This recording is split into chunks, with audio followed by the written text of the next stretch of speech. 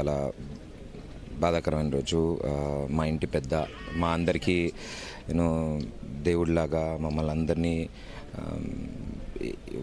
ఒక మంచి మార్గంలోకి తీసుకెళ్ళడానికి ఆయన ఎప్పుడూ మాకు సపోర్ట్ చేశారు, ఐడియాస్ ఇచ్చారు, ఎలా ఉండాలి, ఏం చేయాలి అనేది.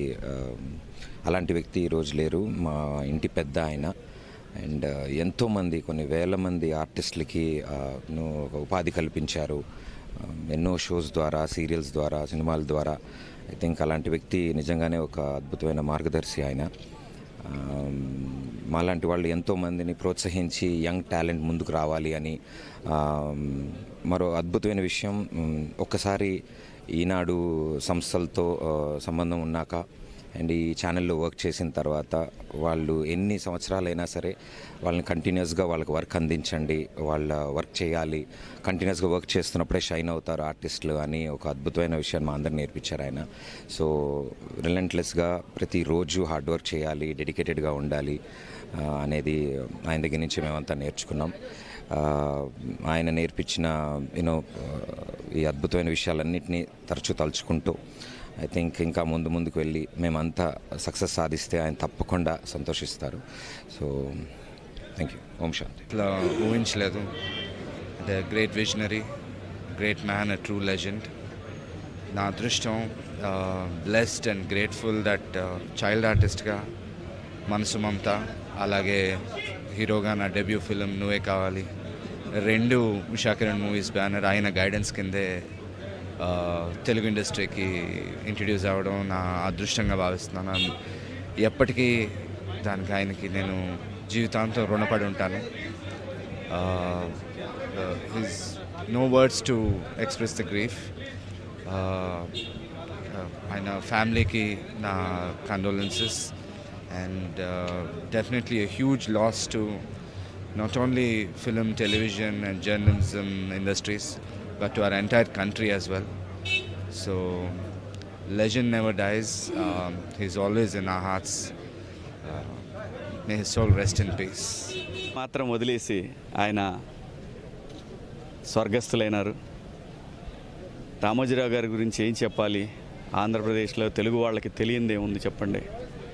అటువంటి ఒక మహనీయుడు మనిషిగా పుట్టిన తర్వాత 10 మందికి మన వల్ల కానీ, మన సాయం వల్ల కానీ, లేదంటే మనం నిర్మించిన సంస్థల వల్ల కానీ నలుగురికి ఉపాధి కల్పించడం అనేది అది సామాన్యమైన విషయం కాదు. వేలాది మంది, లక్షలాది కుటుంబాలకి ఆయన అన్నం పెట్టారు. సో ఆ కీర్తిని మించింది ఈ భూమి మీద ఇంకేమీ లేదు. రామోజీరావు గారు ఒక మేరు పర్వతం. ఏం చెప్పాలి, ఎన్నని చెప్పాలి, ఎంతమంది ఏం చెప్పినా కానీ ఆయన గురించి గొప్పగా చెప్పి ఆయన్ని తగ్గించడం అనేది నాకు కరెక్ట్ అనిపించట్లా. ఆయన గొప్పవాడు కాదు, ఆయన కారణ జన్ముడు. వ్యక్తులు గొప్పవాళ్ళు, మంచివాళ్ళు, చెడ్డవాళ్ళు ఉంటారు. ఆయన కారణ జన్ముడు. సో అటువంటి కారణ జన్ముడు ఉన్న సమయంలో పుట్టడం, మనిషిగా పుట్టడం నా అదృష్టం. ఈ సంస్థలో 5 సినిమాలు చేశాను, ఒక వెబ్ సిరీస్ చేశాను, మళ్ళీ ఇంకో సినిమా హీరోగా చేస్తూ ఉన్నాను. సో ఇంతకంటే ఏం భాగ్యం కావాలి మనిషికి? ఆయన చూపించిన బాటలో 10 మందికి సాయపడాలనేటటువంటి, సమాజానికి ఉపయోగపడాలనేటటువంటి ఆయన వేసిన బాటలో మేమందరం కూడా పాఠాలు నేర్చుకుంటూ ముందుకు వెళ్తూ ఉన్నాం. వారి ఆత్మకి శాంతి కలగాలి. వారి కుటుంబ సభ్యులందరికీ కూడా ప్రగాఢ సానుభూతి తెలియజేస్తూ జోహార్ రామోజీరావు గారు, జోహార్ రామోజీరావు గారు, జోహార్ రామోజీరావు గారు. చాలా ఎమోషన్స్ నాకు తెలియట్లేదు, ఏం మాటలు తెలియట్లేదు. ఈరోజు నేను ఇక్కడ ఉన్నానంటే బికాస్ ఆఫ్ రామోజీరావు గారు. గొప్ప మనిషి అండి ఆయన. అంటే ఎంత ఇదంటే ఆయన దగ్గర నేను నేర్చుకునేది ఏంటంటే డిసిప్లిన్ అండి. ఒక టైమింగ్ మెయింటైన్ చేయడం, టైంకి రావడం, టైంకి వర్క్ చేయడం. మెయిన్ వచ్చి కష్టాన్ని నమ్ముకున్న వాళ్ళు ఎప్పుడు బాగుంటారమ్మా నాకు చెప్పేవాళ్ళు అనమాట. నేను ఎప్పుడు అడిగేదాన్ని, సార్ ఈ ఏజ్లో కూడా ఇప్పుడు వచ్చి మీరు ఆఫీస్లో ఈ రామోజీరావు దీంట్లో మనం ఇక్కడ షూటింగ్ చేస్తామన్నమాట. వెళ్తుంటే కర్టెన్ ఓపెన్ ఉంటుంది, మార్నింగ్ కరెక్ట్గా 10 o'clock ఓపెన్ ఉండేది. అప్ప మనిషి అండి. అంటే మానవత్వం ఉన్న మనిషి. అంటే మనకి ఏ చిన్న స్థాయిలో ఉన్నా కూడా కష్టపడి పనిచేసేవాళ్ళంటే ఆయనకి చాలా ఇష్టం అనమాట. సో వాళ్ళని గౌరవించి వాళ్ళు ఏ స్థాయిని చూడకుండా వాళ్ళని వాళ్ళ ఫ్యామిలీ లాగా ఫీల్ అయ్యేవాళ్ళు అనమాట. అలా ఉన్నారు కాబట్టి నేను ఇప్పుడు దాకా కూడా ఇలా ఈటీవీలో వర్క్ చేసుకుంటూ ఉన్నాను ఇప్పుడు దాకా. సో ఈరోజు నాకు ఆ మాట వినగానే చాలా షాక్ అయిందండి. కానీ చాలని చెప్పేవాళ్ళు ఈరోజు కూడా బయట వాళ్ళంతా షూటింగ్ క్యాన్సిల్ చేశారు, కానీ మాకు ఇన్ హౌస్లో షూటింగ్ ఉందండి. ఈ బాధలో కూడా వెళ్ళి మన కృషి మనం చేయాలి అనేది ఆయన చెప్పి నాకు ఇన్స్పిరేషన్గా తీసుకొని ఈరోజు నేను షూటింగ్ వెళ్తున్నాను.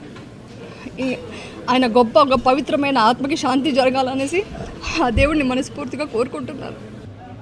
మేమందరం చిన్నపిల్లలు, పెద్ద పెద్ద నటీనటుల ముందు మాకు ఒక లెజెండ్, మా ముందు జనరేషన్ కూడా, మా ముందు తరానికి కూడా ఒక మహానుభావుడు అని అందరూ చెప్పే వ్యక్తి రామోజీరావు గారు. మేమందరం ఎంతో నేర్చుకున్నాం. ఆయన వేసిన బాట ఇంకా ఎన్నో జనరేషన్స్ కూడా అది పాటిస్తూ ఉంటారు.